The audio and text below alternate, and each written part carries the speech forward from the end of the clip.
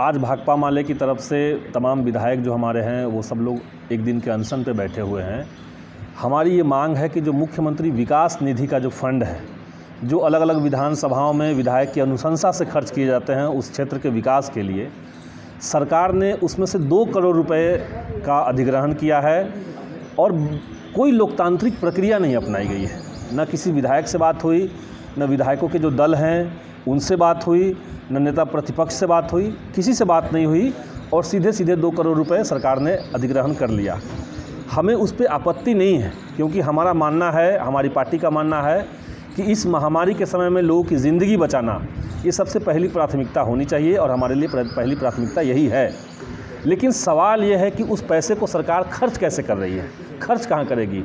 हमारी सीधी मांग है सरकार से कि उसमें से 50% पैसा यानी 1 करोड़ रुपए आप उस विधानसभा में खर्च कीजिए जिसका पैसा आपने अधिग्रहित किया है। अलग अलग विधानसभा में हम लोग देख रहे हैं कि जो नीचे का स्वास्थ्य उपकेंद्र है वो तो बंद है, उसमें भूसा रखा हुआ है, उसमें गाय लोग बांध रहे हैं, भैंस बांध रहे हैं लोग। APHC जो है, अतिरिक्त प्राथमिक स्वास्थ्य केंद्र, वो अमूमन नहीं चल रहे हैं और ख़ास करके इस कोरोना महामारी के समय में लगभग सारे अतिरिक्त प्राथमिक स्वास्थ्य केंद्र जो हैं, कम से कम पटना जिला और पालीगंज और दुल्हिन बाज़ार का प्राथमिक स्वास्थ्य केंद्रों को देख करके मैं कह सकता हूं कि ये सारे ध्वस्त हो चुके हैं। अनुमंडल अस्पताल में कोई इंतज़ाम नहीं है, जहां पे 40 डॉक्टर होने चाहिए वहां पे सिर्फ 6 डॉक्टर से काम चलाया जा रहा है। सदर अस्पतालों की यही दशा है।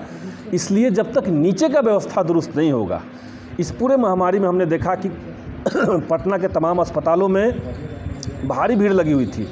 पेशेंट जो थे वो अस्पताल के बाहर छटपटा करके दम तोड़ रहे थे, क्योंकि गांव में अनुमंडल स्तर पे, PHC लेवल पे और सदर अस्पतालों में इलाज का कोई इंतज़ाम नहीं है।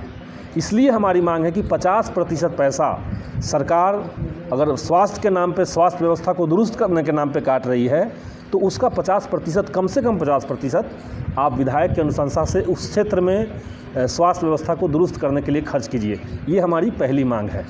दूसरी बात है कि जो विधायकों ने बचे हुए शेष 1 करोड़ की राशि है, उसमें जो अनुशंसा विधायकों ने की है उसमें काफ़ी लेट और लाल फीताशाही के चलते उसमें दिक्कतें हो रही है।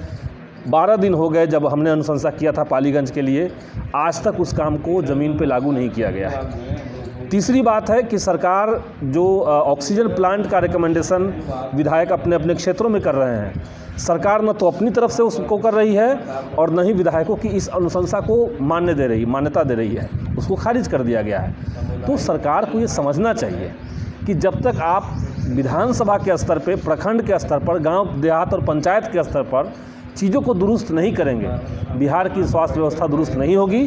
और पूरे बिहार की स्वास्थ्य व्यवस्था को बेहतर बनाने के लिए सरकार का जो तानाशाही रवैया है, अपारदर्शी रवैया है, लोकतंत्र विरोधी जो तरीका है, उसके खिलाफ आज हम लोग यहाँ पे 1 दिवसीय अनशन पे बैठे हुए हैं।